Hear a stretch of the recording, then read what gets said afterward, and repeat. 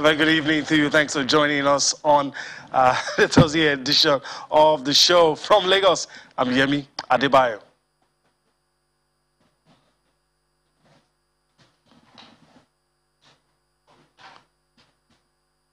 Okay, I'm very sure Austin will join in as we continue with the show. He's waiting in the wings as we take this ride together. There's a lot for your viewing pleasure on the show tonight, talking about things on the domestic scene and on the international scene. Austin is with us now, and let's just dive straight into it. It's good to have you join us in London. I'm Austin Okonakwan-Yemi. It's a beautiful night for basketball followers in Nigeria. We said it, we believed in them, the D Tigress. They're through to the semis. And what a way to do it, because they're meeting familiar foes in the semis. So we're rooting for them. You said it yesterday, 2 days ago, that they might just do the three-peats. They look good for it. Yeah, a lot lined up for our viewing pleasure tonight. Let me quickly bring Bolu Omoni into it as well. We have a special lined up. It's the season of the FIBA Women's Afrobasket. We get to talk about all of that later. But Bolu Omoni joins us this lovely Thursday evening. Bolu, good to see you. Thanks for being here. Yeah, good to be here again. The vision or Operation 3-peat is still possible. The D Tigers are now in the semi-final, although I don't know if it's to say we are confused about the fixture, but at least from the website, we have a tough task. And Victor Osimhen looked to be hitting the strides where many are hoping he'll get. So it's an interesting day to talk sports. All right, interesting day it is. And Austin has touched up on quite a few things. And we're going to be looking at all of those things from the EFL Cup to what is happening here. The reactions from the Aisha Buhari Cup and also the FIBA Women's Afrobasket currently going on. Austin, we have a special lined up for on the show tonight. Someone vastly experienced talking about women's basketball will be able to help us understand what's going on in the hearts and minds of our ladies right there in Cameroon. I'm sure she's getting ready to jump into it. We'll be speaking to former D Tigress captain Helen Ogunjimi. She's right there in Chicago. We've been talking about this team. She believes in them. She thinks they can go all the way. And look, who won't? You know, if you see the numbers that they're turning. And the good thing about this team is that they've been defending so well. That's one good positive that I've seen, you know, from this competition and the D Tigress. So, I mean, I don't know. We could just stay hopeful at this point, but you struggle to bet against this team, you know, right from the first game against Mozambique. They've been getting and look, I wasn't with Cote d'Ivoire somehow looking the second match before they booked their place in the quarterfinals and knew that they weren't going to struggle. Let me bring Bolu Omoni to start talking to us before we get Helen, who is getting ready to join us. Bolu, I said I was confident. Were you also confident with this D Tigress team? Similar to what happened in the last event, they are growing steadily into the competition from 70 points to 80 points. Yes, they didn't get 80 points in their game against Ivory Coast, but they did the needful, which was to win. They started from the get-go. Sometimes your opponent determines how you react to, well, not all the time, but it happens sometimes in sports. But this time around, they started, well, they won the first 3 quarters. They only lost the last one by 7 points. But now they have a tough task at hand. But from their opening match all through their quarterfinal game, I think I have confidence in the squad. Many said, yes, the likes of even Kato is not here. 1 or 2 players are not here. But the girls that are here are showing us why they are supposed to be here. They're showing us why they're meant to be here, and they're turning out the numbers. From their second game and their quarterfinal, they showed one thing that basketball is all about: team play. They spread the points across. In the game against Ivory Coast now, 4 of the players had double points. It means that is teamwork, and any team that plays like a teamwork, especially in a sport like basketball, it's always very, very difficult to stop them. And they seem to have improved with their defense. When you look at the team, is it due to individual brilliance, or you can see teamwork at play? I think it's more of the teamwork, because if you check their stats now, you see blocks, you see rebound, you see them taking ball, the steals are no, it's working for them as a team, as a collection, no matter how skillful you are as a basketball player, if you don't work together as a unit, you will definitely have problems. We have some players in the NBA that get triple doubles all the time, getting 50, 60 points, but their team end up losing those games. It shows it's more of what the team can do. Check out their records at this tournament. They've probably had more steals, they've had more turnovers, they've had lots of those things in the basketball game for them, and it's one of the things that helps them.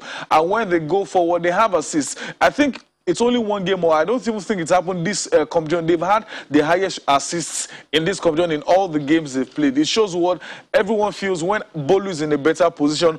Austin will send the ball to me. If Bolu feels Yemi is in a better position, I give the ball to him. And when we are defending as a unit. And like you rightly said, it has showed in the number of points they've considered. Yes, they've considered more than the likes of Senegal. But as the Tigers, I think defensively they've done better so far. So that says the Tigers Nigeria senior women's basketball team will play in the semifinals of the ongoing Afrobasket. Yemi, they will take on Senegal. I'm sure that one also you're thinking is going to be some matchup. It's going to be. Before we came onto the studio, Bolu and I were joking.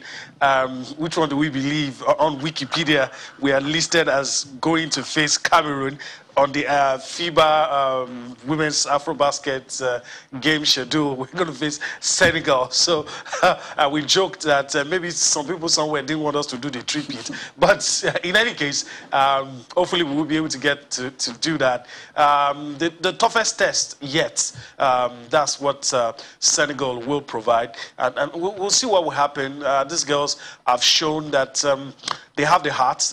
They can play this game. And I'm hoping they will be able to, surmount. For me, this is the biggest challenge. If you're able to cross this, I don't really see anybody standing in their way. Yeah, I think that they have what it takes, particularly with the numbers that they are posting, playing as a team. Individual brilliance is there also. Is in a Kalu turned out to be the top performer today. Bolu, let me get you talking again. I still can't wait to get Helen Ogunjimi to join us. But Bolu, the other day we're talking about Adora Eleonu, the captain. Today we're talking about Ezine Kalu. Tells you the quality in this team, doesn't it? Ezine Kalu didn't just even have the highest points. She had the highest assists in the game. It shows there's quality around there. Amy is doing so well. Lots of these girls are coming out with brilliant, impressive numbers. Today, it means it's even harder to focus on one player that this is the person that would maybe give the highest points. If you think you want to stop Ezine Kalu, before you blink your eyes, Amy is getting out the number. Before you say Jack Robinson, Adora is turning out the number. So you question, you ask yourself as the coach of the opposition, who do we stop? And the only way to stop us is to stop all 5 girls. Why? Because everyone is moving from left to right, from attack to defense. We make it difficult to pin down one person. If the Senegalese think they are pinning down one man, they'll be in trouble. So I think I'm loving the few. I like how Utizuli has turned this team to a team, not a squad of, well, let's focus on this one player. This is the best player we have. Let this person do the job. No, everyone is doing the job. And the team that plays like that, believe me, no matter who they come up against, they'll give out an impressive one. So I think to a level, I'm confident. Yes, Senegal, they've had 100 points. We don't care. They had 100 points not against the Tigers. They had it against whoever. When they face the Tigers, they are coming up against their biggest test as well. Ezine Kalu recorded 17 points and 4 rebounds as the Tigers beat Cote d'Ivoire 72 to 56. And the coach of Cote d'Ivoire have described the Nigerian team as the WNBA team of Africa. I love that one because with the accolades they're getting, that's the sort of vibe they need to go play Senegal. It means everyone is noticing them now. Call it WNBA, call it a local Nigeria player, call it Africa, I don't care. There are Nigerian girls playing for Nigeria, representing Nigeria at the Afrobasket. But I'm sure he knows there are still some girls waiting in the wings that could probably start in every other team in Africa. But maybe not that they are not good enough. They are just not fit enough to make this squad. We have lots of quality in this team. We have lots of girls that can play in every other squad. I'm sure the Senegalese coach is thinking behind his mind, oh, these girls are coming up against us. No matter, yes, it's Nigeria's biggest test so far, but no matter how you turn it the other way around, it's also Senegal's biggest test so far in this competition. So I'm confident yes, every pundit, every basketball follower will tell you this is the bus stop for the Tigers, but I don't think it's the bus stop. Senegal are the favorites. They have the best record. They have the best whatever. But when we faced them in the previous year, they had the best record, they had the best everything. They went home being second. The previous one, I think they were third. So they are the favorite this time. They have the best players this time. They will probably still finish third in this year's event as well. We'll see, because they have some unfinished business with the Nigerian team. Remember, they defeated them right there at home to win the Afrobasket. So it's going to give us some interesting semifinals. We said Ezinne Kalu was the top performer. Let's listen to her. And when we come back, hopefully, Hellen Ogunjimi would have been ready, and then we'll have that conversation. So don't go anywhere. Stay with us. Yeah, I don't think we lost focus. I just think that we got comfortable. We got complacent. We saw that we were up 20 and kind of just let Cote d'Ivoire do what they wanted to do. We didn't stick to our game plan and stay aggressive on them. You know, granted, Coach tried to save our legs and to prepare for tomorrow's game, but with a team like this, you definitely got to keep fighting to the end, because Cote d'Ivoire, they definitely fought until the end. And we just got relaxed. We were really lackadaisical, you know, not boxing out, you know, not hustling, and they just did what they did was play hard, play basketball. All right, so just listening to Ezinne Kalu there, talking about the performances. It's been impressive so far, and we're hoping this will continue. And I think we should also listen to the manager of the team, Bolu, as praised him for some of the things he's done, the rotations, the combinations, and everything he's been able to do. But one thing has made the coach unhappy. He's been complaining about officiating, and he's been talking about what he feels that the officials should do more to let the game flow. Let's listen to Utisuli talk about officiating. Come back for more Sports Tonight. I just think you guys are going to stop the best players in the world from coming to Afrobasket, because the officiating, it has to be, they have to control the game. Yeah. You can't tell the other coach to tell his players to stop playing hard. You can try, but they may not listen. But you can have the officials say, look, foul, hold, intentional. You could do that to stop people from just being abusive. They just ran at our girls and knocked them over. No fouls. And they expect us to play through that. Our girls got to go and play their careers. They got to go to their teams after this. They're not going to want to come back here if you're going to allow that to happen. You got something going really good now. You're building African basketball, and you're going to sabotage it by not monitoring the game like you should. You deserve a good game. The world hates Africa. They don't want to do it. We're going to have to do it ourselves. They don't care. We have to care. And we're not doing that. We're playing politics. We're playing favoritism. We can't continue to keep doing that and want a good result. You're not. These girls, they're going to stop coming.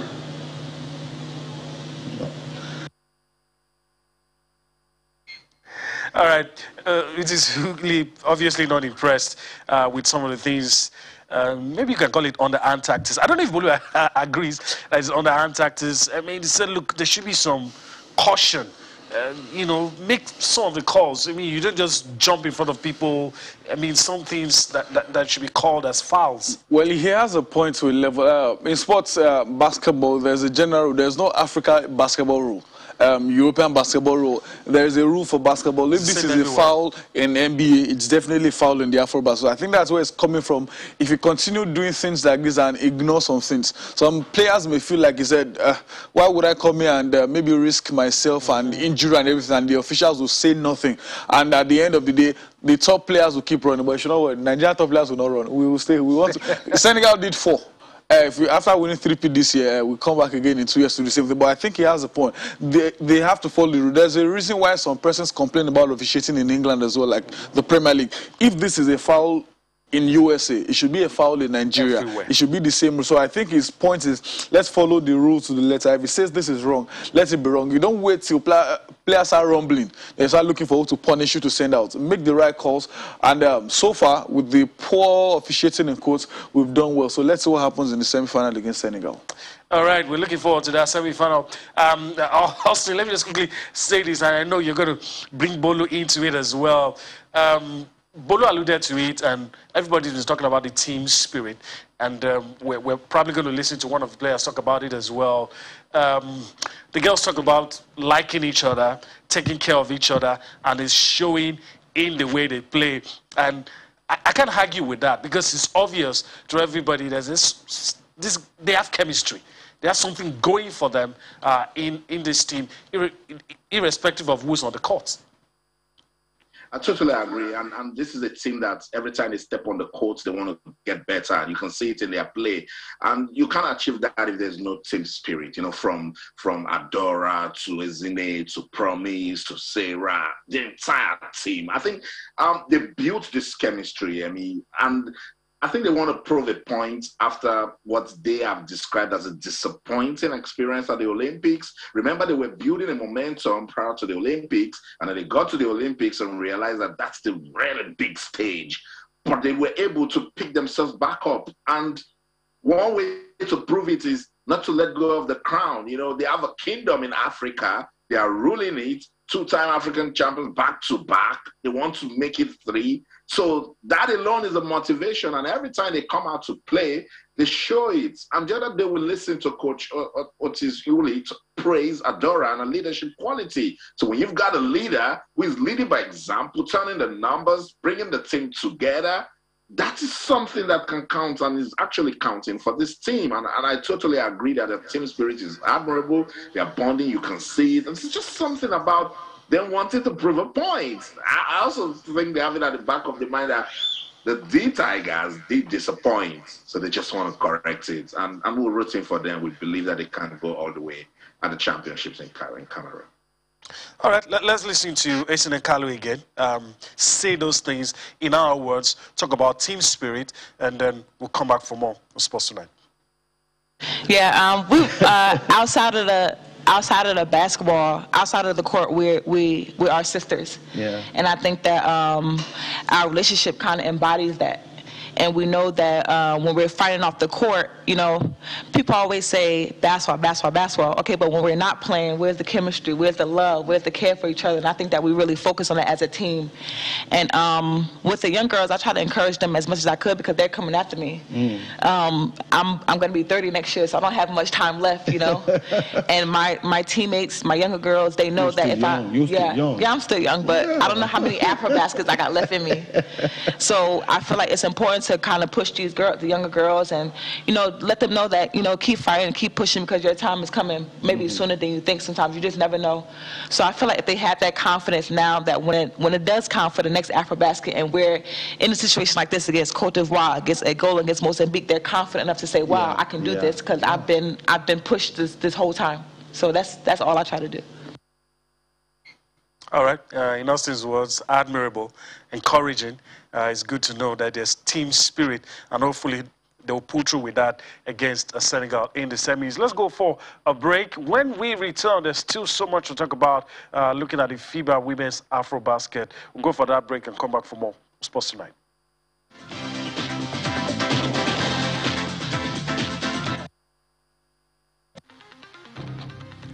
Daily news reports from different parts of the country. On News Across Nigeria, we highlight issues in your communities and keep tabs on the government promises of better healthcare, education, infrastructure, security, and other dividends of democracy. Watch News Across Nigeria live at 3 p.m. every day.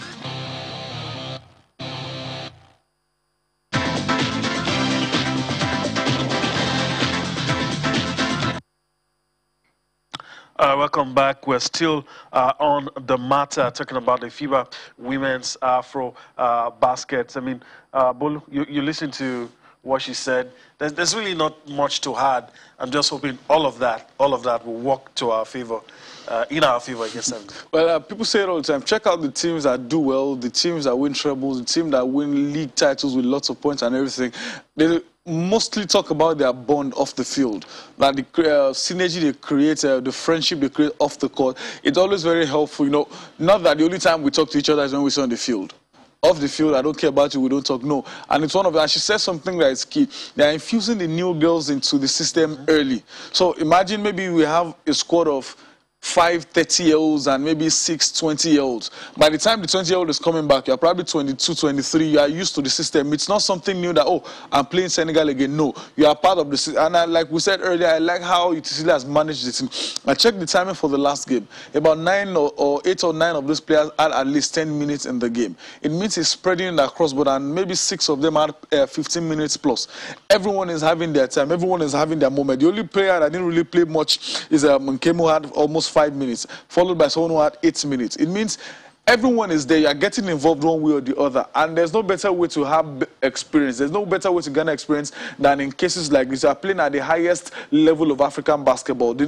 Probably only 2 things are bigger than this stage for women's basketball: the Olympic Games and the FIBA Women's World Cup. And some of them they've played it before. So sharing experience, creating bond, creating relationships, synergy off the court will definitely show. It means if I want to send a pass to the right, I believe the person I'm sending the pass to. I'm not just sending it to a teammate, I'm sending it to my sister. So I like the synergy, I like the bond. I hope it continues. And one thing is certain: if they beat Senegal again, the love is definitely going to create. If they lose, yes, we'll still come back to see if they can win third, but we are not going for third, we are going for gold.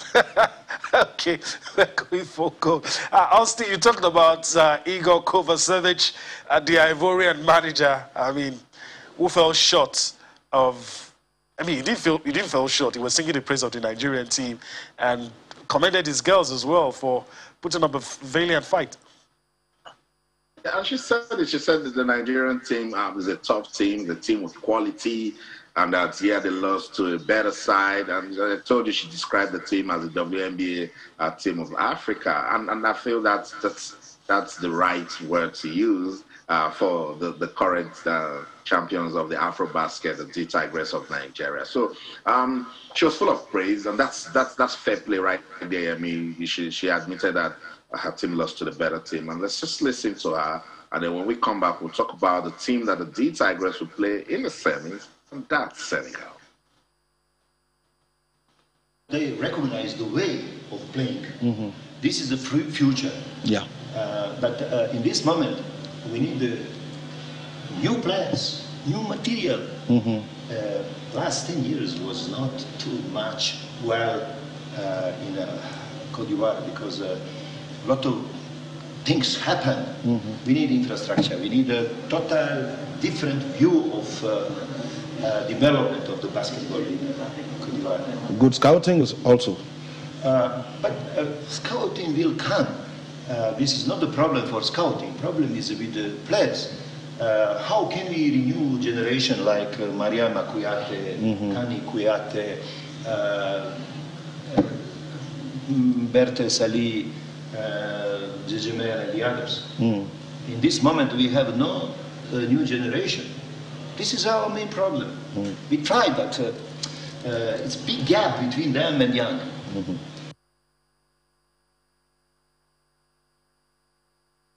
Set the record straight, that's a he, not a she, because this is an Afrobasket. I thought we're talking about the ladies. So, but that's it. The coach of Côte d'Ivoire giving all the props to the D Tigress. And Bolu, I totally agree with him. It is what it is. It's the Nigerian team. It's the defending champions, and they showed the quality that they needed to show. Well, and the father said they need more infrastructure. We need more than infrastructure in Nigeria as well. But again, he's right. They lost to the better side. Yes, we are the NWNBA team in Africa. Yes, we are the defending champion. Yes, we are the everything. Yes, I think for us, we are thinking about the next level. But again, his girls, according to him, put up a good fight. They just lost to a team who wanted him more. Like you rightly said, after disappointment at the Olympic Games, the girls have a point to prove.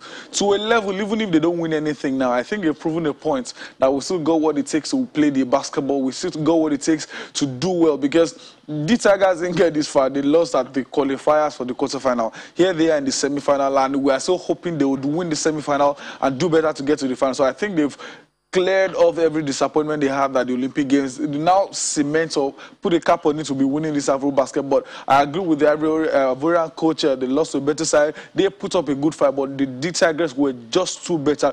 They won from the first quarter with lots of points. They got to the second half, maintained the same momentum. Same thing with the third quarter. Yes, after winning it, they lost the last by 7 points, but they did the job in the first 3 quarters, and that's why they're in the semi-final.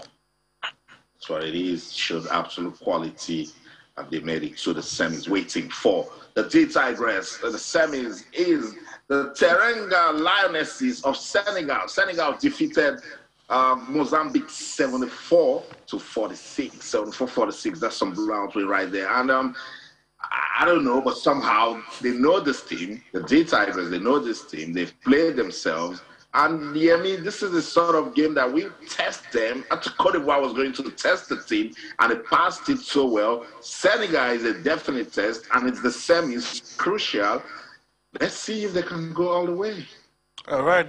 Even the way we're talking shows the level of respect we have for Senegal. It's obvious from everyone that I've listened to, showing Senegal a lot of respect. We've had close encounters in the past, and we're hoping that we're going to get the better of them like we've done in the last two editions. Hopefully that will be the case. But like I said earlier, biggest test for the girls. And that will make me ask Bolu if you think we need to do anything differently in this game, because I don't know, in some cases we've been accused of maybe starting slow or something, you know, one or two, but gradually we grow into these games, but against Senegal, you have to get everything right. Well, you have to get everything right against Senegal. We just need to do what we're doing and probably add a few bit more efficiency. Senegal have conceded about 31 points less than Nigeria, and they've scored about 21 points more than Nigeria. So one thing is certain, so far in this competition, they are better shooters and they defend better. But we just have to maybe do better with our turnovers. In the last game, we had 19 in total. If you can avoid that, shoot better, every chance to get our best point this competition is 85. They've scored over 100 points. It means they're probably more efficient than the Tigers, but I think we have what it takes to defeat them. Sometimes I tell people these things plays on the mind. When we defeated them in 2017, they were the better side. When we won on their home court in 2019, they were the better side. So now I like that we are the underdogs. Everyone is talking about Senegal giving their best and all. If they come up with their A game, the Tigers will definitely be in trouble. But if they continue what they are doing, if they manage the team well, they play more as a team like they've done in the last two games, I think they will probably, even if it's by 1 point, nobody cares about how many points you win if you win that game. Can they win it? Yes. Are the Senegalese the favorite? Yes. But can the Tigers still maybe turn up with a huge surprise? It's still very, very possible. All right. I think that's a good place to leave it. We can go on and on. But our best wishes to the women's team. And those are the results for today, by the way. We've talked about everything here already. Senegal defeating Mozambique. Austin talked about it earlier. Cameroon defeating Egypt, 67 points to 61. And Nigeria beating Cote d'Ivoire. All right, let's move on the show. Still talking about women. They start to talk about football. FIFA Under-20 World Cup qualifier for the women, the girls, already in Douala, Cameroon for a game against the Central African Republic. And, of course, everyone is settled and the players have arrived. We have the names of the players that have arrived. Let's just quickly give that to you. The players in camp that will prosecute that game for Nigeria is what you have on your screen. Ayomide Bakare, Monle Oyono, Iyene Etsim, Oluwatosin, Demeyi, Omowumi, Oshobukola, Rafiat Imoran, Jumoke Alani, Angela Michael, Oluwabumi Oladeji, Oluchi Ohoyagbulam, Chidima Ogbuchi. These are some of the names of the girls in camp as they prosecute, as they're getting ready to prosecute that game. Austin, your thoughts on this one? We've all been preoccupied with the Super Falcons. This one flying under the radar. Now that we're done with the Aisha Buhari Cup, the dust has settled. Our eyes are cleared, as they say in local parlance. Now we can face this. It has settled because Nigerians don't forget easily. I mean, and this is very important because this is the base. You know, when from the under 17, you get to under 20, and from this level, you can even pick players that can want to play for the Super Falcons. So very important. We need to let our viewers know that the Falcons are Africa's most successful team at the FIFA Under 20 Women's World Cup. So with that line, it tells you that they just have to qualify for the World Cup because the Africa's most successful team. So they will be taking on the Central African Republic, not so far away from where the D Tigers are playing. The D Tigers are in Yaoundé. They are in Douala. You know, Yaoundé is likened to Abuja, while Douala is likened to Lagos in Nigeria. So Cameroon, you know, hosting all of the competitions for Africa, you know, because of the infrastructure in Central African Republic. But I like this team, and I love the fact that somehow they've been able to keep Coach Theophilus Danjuma with Christopher Danjuma with this team. So there's some level of continuity, and I know we have some quality also at this level. So hopefully they will get a job done, and then move on to the next phase of the qualifiers. And I'm sure Bolu is on that same line of reasoning. Yeah, I like the consistency as well. Remember, after the last tournament, people thought he should be sacked, this and that. And I think he had a short stint with the Falcons, but that is not his specialty. Here is where his special task is. And he's been with these girls for a few weeks in Abuja. It means he knows them well. He had to take his time to reduce his team to his 23-man team or 23-girls team. Now, we have to qualify for the World Cup. Like you rightly said, the most successful team at that event. We've had silver at the World Cup. I think we had bronze or thereabout at the World Cup. We just have to qualify. And the first stage is to defeat Central African Republic. Whatever comes after that, we'll think about it. But I think they have what it takes. The fact that togetherness, like we talked about for the Tigress, is what they have been together in camp for a long time. Is one of the things that can also help their synergy. Like they say in football, a team, an average team that has teamwork, that's been together for long, will likely defeat a team of stars that just gather themselves together. So I think they have what it takes to win against Central African Republic come Saturday by 3 p.m. No doubt, particularly the Central African Republic didn't get their ground, you know, approved by FIFA because it doesn't meet international standard. Let's listen to the coach of Nigeria's under-20 women's team, the Falcons. He is Coach Christopher Danjuma, and he's been talking about this clash against the Central African Republic. Well, I would say mentally solid and technically getting to the height we want them to, because the matches we have played so far, in each match they have shown improvement and tactical understanding of what is required in this level, especially as it concerns qualifiers and going for a away match. We have been telling them that present day football settle your match at away, that when you come home, then it's just be like a formality. So that's why we're putting everything in. You know, no country is to be taking common this thing. We've been doing our inquiries here and there to know at least something about those teams, and from the little we've been able to gather, these are the things we are working on. What you need to understand is most of these African countries you think you don't hear about, they have a hidden program. Because they are silently doing it, you just feel nothing is happening. So we're not taking anything for granted, and we're getting a little bit of information that at least will help us be on the safe side.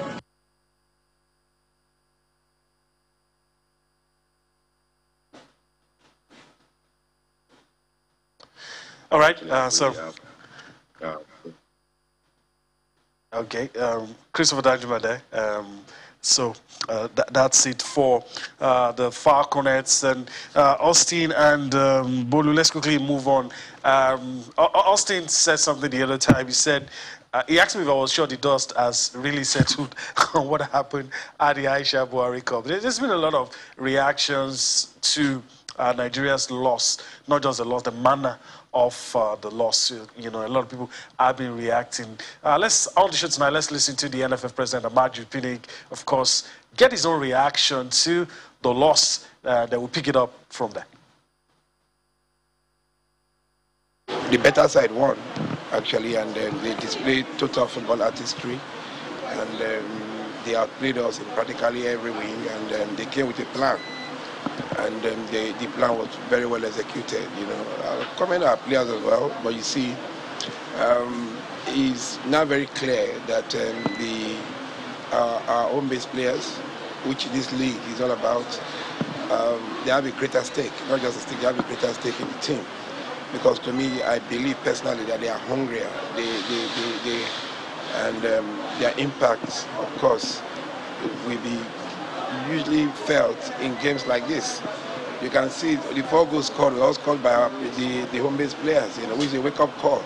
Like I told them yesterday, I told us, I said, every wing in the Super Falcons will be highly competed for, irrespective of where you come from, And I've also instructed the technical crew that they should know that selection should be strictly on merit, and your performance, your mental capacity at that particular period is not to look at a name to say, oh, no, we've gone beyond that. We do that in the Super Eagles. We don't look at name. If you are good, you are good. If you are not, it doesn't mean that tomorrow you cannot be rejuvenated or you cannot come back. But Nigeria is a country of 200 million people. We have over 1 million footballers. So if you don't want to play, someone else will play and take that wing for good, So we are happy with the quality of the tournament, and it's good for us to lose to South Africa and to lose to Ghana. All right, NFL President Amaju Pinnick there speaking. His immediate reaction after the loss to South Africa's Banyana. Austin, I'm lost for words. He said a lot of things, and let me allow you to unpack some of the things he said. That's why when you said hopefully this will settle the dust, this dust is not settling anytime. I mean, because the way they lost that game against South Africa, I know Nigerian football fans, I know Nigerian football administrators, particularly that it's South Africa. You know what it is with Nigeria and South Africa. I think in the last 5 to 7 years of our football, we don't lose to South Africa. It's difficult to understand. And I know there's quality in this team, but then again, there's been a lot of criticism about injecting young players into the team. There's also been calls that some of the players that are in the team, they've been there for quite some time, but they're not building the sort of dominance that they should build, particularly with the African teams catching up. So, I mean, you get all of these talks when a team don't win, but when you look at the Banyana team, it's a young team. It's a team that is growing. It's a team that Desiree Ellis put together, and she's using them to get better match after match. So I pray they pick themselves back up with the qualifiers for the African Women's Cup of Nations, which is going to be very difficult against the Black Queens. So whatever Coach Randy Waldrum needs to do to put the psyche of this team intact and make sure that they play the sort of football that will give them the result, he needs to start doing it now. He needs to get to work. And I don't know, Bolu, take it from here. When you look at, you watch this game that you see now, what was responsible? I thought the players didn't really give it the sort of push. I cannot say they underrated South Africa also. Was it coaching? Well, I was hoping you wouldn't call my name. Then the minute I heard Will, I was just smiling. Like some of the to me, I needed to give it to the analysts. Some of the things, like the actions that happened, like the goal that was chalked up by Nigeria, the penalty that was given happened just, I was a few meters away from what happened, so I had a different opinion from some of those things. But to the question about, I think the coach too has to take probably a chunk of the blame as well. For example, Alozie is a brilliant winger. I've seen a few clips from her club. I checked her profile. Everything she does is on the right wing. You tried her as a right back. It didn't work at first. You don't have to think about trying her again. Alozie was not in the game. Everybody knew she was not in the game. But I just don't like the attack against her. I don't like the talks bringing her down. She's a brilliant player. It was just not her day. It doesn't mean she's a terrible player. No. Alozie is a brilliant football player who does well for her club and has done well for Nigeria. It was just not her day. I think the substitutions were off. I think the performance by many of the players were off. Like Riley said, those South Africans looked big on the screen. If you saw them one-on-one, these were girls. Young girls with hot blood, with the energy and everything. I believe maybe you could have made a few changes. Some players and the Falcons that probably have passed their prime. There's nothing wrong in infusing some of the players, but not embarrassing them out of the squad, no. Make everybody know these girls are younger and these girls probably have to be part of the squad. But like Anne Chiejini, the assistant coach and the Super Falcons legend, and I think Sheyi Akimi have said, it's good we lost now. So it's a reality check. Let us know we are the greatest team in Africa, yes, male or female, but it still doesn't mean others are not catching up. We have to learn from there. It is better to lose now than to lose to Ghana. So let's work on the game against Ghana. Right. And best way to make Nigerians love the Falcons again is to just beat Ghana and qualify, and then we start loving the Falcons again. We're going to spend a few minutes we have left on the show to take a look at the eagerly anticipated boxing bout between Joshua-Usyk and Anthony Joshua. Is going to happen on Saturday. A lot has been said about this bout, and we're all going to say a thing or two, but first let me come to Bolu. Before we listen to Anthony Joshua say something, your thoughts.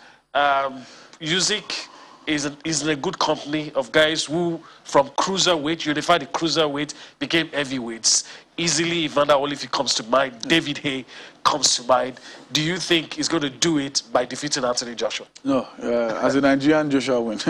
As a fan of Joshua, Joshua win. But again, this probably, if not his toughest, but one of his toughest oppositions. Yeah, we've seen him against Klitschko. We know how he struggled against, I can't remember his name, the guy that defeated him, the Mexican. But now this is probably his toughest opposition in a while. But the advantage is he's been preparing for this fight alone. The fights AJ has really struggled with are the ones he had to probably switch his opponents and he had to think maybe change plan. But this time around, the only person he's planning for is Usyk. Will it be easy? Definitely no. But does he have what it takes? I think AJ is one of the boxers that know how to adapt to his opponent. The only person I just don't want to see AJ fight is Tyson Fury. Any other person, bring him on. Okay. Everything is actually happening in Austin's end, and I know he has a lot of, he has some scoop, probably heard things we haven't. I mean, we're just waiting. But also, what can you tell us?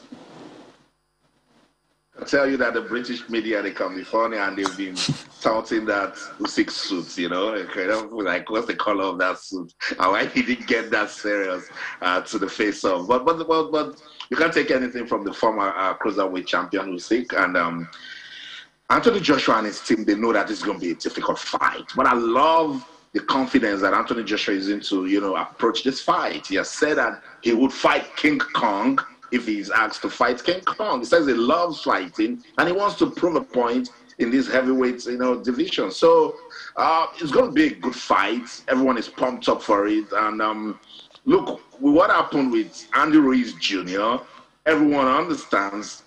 Everyone, I mean, people in Anthony Joshua camp and Anthony Joshua himself, that there's no room for complacency. So he knows this guy can hurt him, Usyk. He knows that the guy has got some quality, he's decent. And Yemi, Bolu, have you guys noticed that Usyk and British opponents, he just becomes a beast? So Anthony Joshua is looking forward to putting an end to that, and I'm definitely going to have a good fight on Saturday.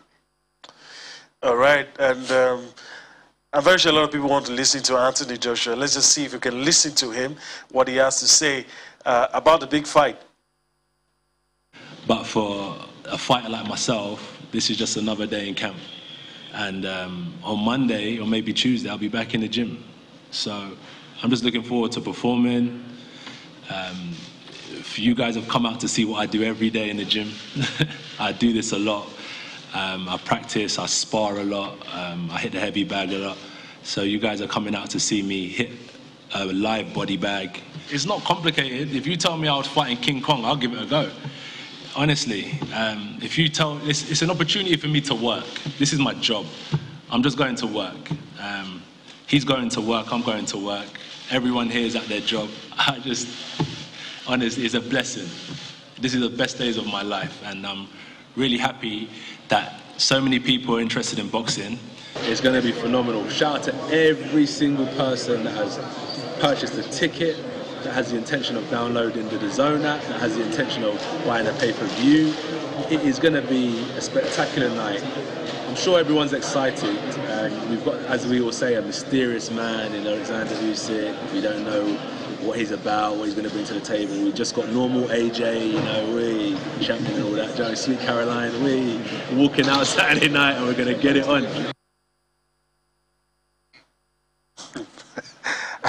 All right, there's a lot to talk about. I'm very sure we're still going to be on this matter tomorrow.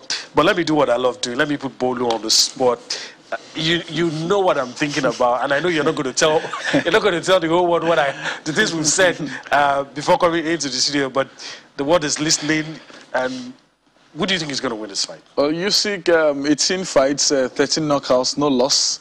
former undisputed champion for the cruiserweight, it feels like he's coming in to join the big boys. Well, since AJ has won on the other side, let's just give Usyk another one on the other side. I think AJ, knockout, I don't know, people like knockout, but I tell them boxing is about winning. Knockout or nothing, just win your fight. So I think AJ has what it takes. Come this time on Sunday, I think AJ will be celebrating his victory, holding on to his belts.